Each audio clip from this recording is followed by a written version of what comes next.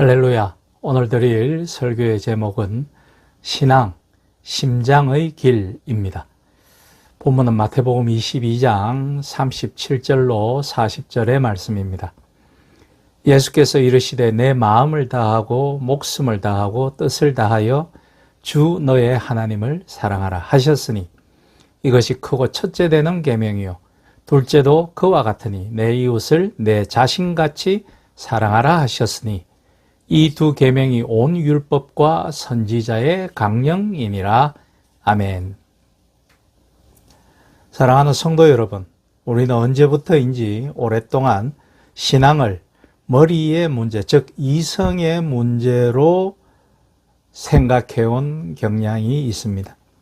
얼마나 성경을 많이 아는가, 얼마나 교리를 잘 이해하고 있는가, 얼마나 신학적으로 정통한가 하는 것들이 신앙의 척도처럼 여겨지기도 합니다.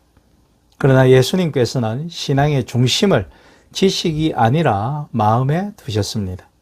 내 마음을 다하고 목숨을 다하고 뜻을 다하여 하나님을 사랑하라. 여기서 말하는 마음은 단순히 감정을 말하는 것이 아닙니다. 성경에서 말하는 마음은 인간 존재의 중심, 곧 생각과 의지와 감정이 만나는 영혼의 중심을 의미합니다. 사람은 머리로 하나님을 이해할 수는 있습니다. 그러나 머리로 이해한다고 해서 하나님을 믿는 것은 아니죠. 사탄도 하나님이 존재하신다는 사실을 압니다. 그러나 사탄은 하나님을 사랑하지는 않습니다. 신앙이란 무엇입니까? 신앙은 하나님에 대한 지식이 아니라 하나님과의 관계입니다. 신앙은 교리를 아는 것이 아니라 하나님의 마음을 여는 것입니다. 그래서 신앙은 이성으로 가는 길이 아니라 심장의 펄떡임으로 가는 길이라고 저는 생각합니다. 성경을 보면 믿음의 사람들은 모두 길 위의 사람들이었습니다. 아브라함을 보십시오. 하나님은 그에게 말씀하셨습니다. 너는 너의 고향과 친척과 아비의 집을 떠나 내가 내게 보여줄 땅으로 가라. 아브라함은 어디로 가는지도 모른 채 막연함의 길을 나섰습니다. 그것이 바로 믿음의 길이었습니다. 모세도 마찬가지죠. 그는 광야에서 40년이라는 긴 시간을 참으로 무기력하게 보내야만 했습니다. 그 길은 쉽지 않았을 것입니다. 그러나 그 광야의 길 속에서 하나님은 이스라엘을 점차 완성해 나가신 것입니다. 예수님의 제자들도 마찬가지였습니다. 그들은 예수님을 따르며 길 위의 삶을 피곤하게 살았습니다. 신앙은 어떤 교리를 받아들이는 순간 완성되는 것이 아닙니다. 신앙은 하나님을 향해 평생 걸어가는 여정이죠. 때로는 길이 보이지 않을 때도 있을 것입니다. 때로는 광야를 걷는 것처럼 느껴질 때도 있습니다. 그러나 신앙은 확실한 지도를 가지고 걷는 길이 아니라 하나님을 신뢰하기 때문에 걷는 길인 것입니다. 그래서 신앙은 머리로 계산해서 걷는 길이 아니라 심장이 하나님을 향해 움직일 때 시작되는 여정입니다. 예수님께서 신앙의 핵심을 요약하셨을 때 두 가지 말씀을 하셨습니다. 첫째는 하나님에 대한 사랑이고 둘째는 이웃에 대한 사랑입니다. 내 마음을 다하여 하나님을 사랑하라. 내 이웃을 내 몸과 같이 사랑하라. 예수님은 말씀하셨습니다. 이 두 계명이 온 율법과 선지자의 강령이라고 말씀이죠. 이 말씀의 뜻은 분명합니다. 성경 전체의 핵심은 사랑입니다. 신앙이 심장의 길이라는 말은 곧 사랑의 길이라는 뜻입니다. 하나님을 진심으로 사랑하는 사람은 사람을 미워하며 살아가지는 않습니다. 하나님을 사랑하는 사람은 이웃의 고통에 무관심할 수 없습니다. 그래서 예수님은 이렇게 말씀하셨습니다. 너희가 여기 내 형제 중에 지극히 작은 자 하나에게 한 것이 곧 내게 한 것이라고 말씀이죠. 신앙은 교회 안에서만 나타나는 것이 아닙니다. 신앙은 삶 속에서 사랑으로 나타나는 것입니다. 특별히 사람을 사랑하는 것을 통해서 말씀이죠. 문제는 종종 종교가 이 심장의 길을 잃어버린다는 것입니다. 예수님 시대에도 그런 일이 있었습니다. 바로 바리새인들과 서기관들과 율법학자들이었습니다.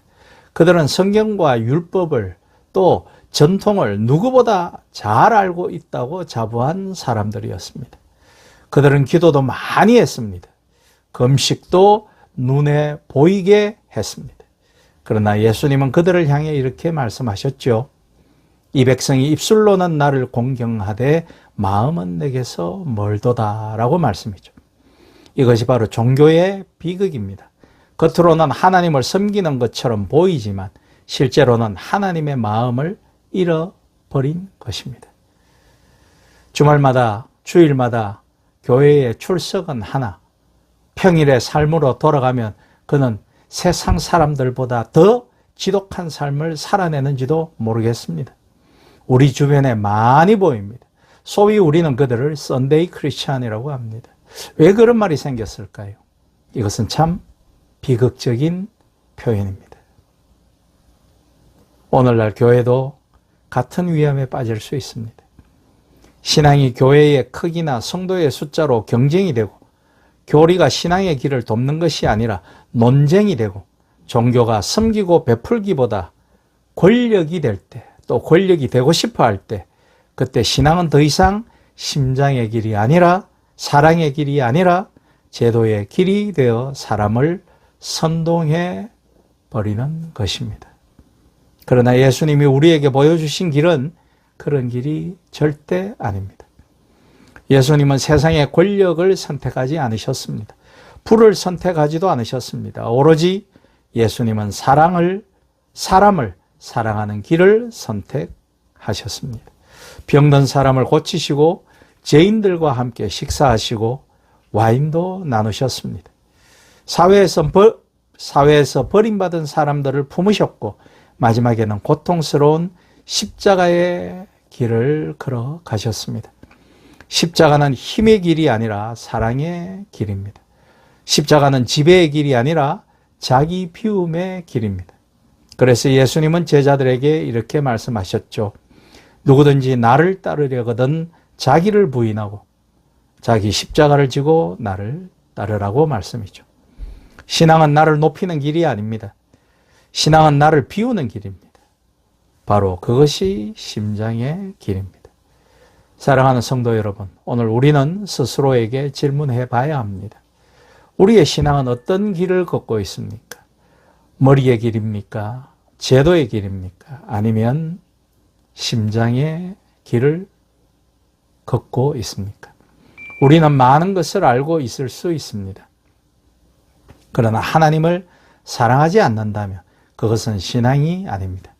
우리는 열심히 종교 생활을 할 수 있습니다. 그러나 이웃을 사랑하지 않는다면 그것은 복음이 아니라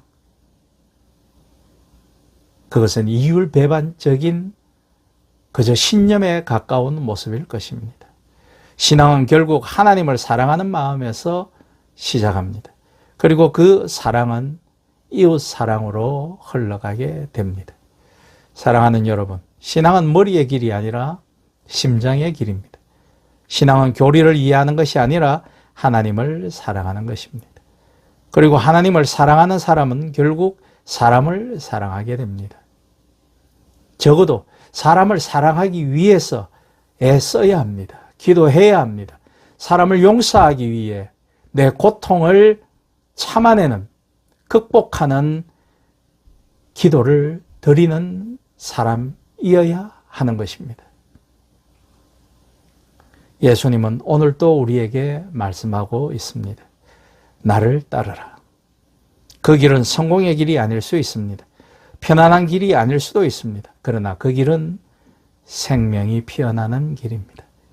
사랑하는 성도 여러분, 오늘 우리가 다시 심장의 길을 선택하기를 소망합니다.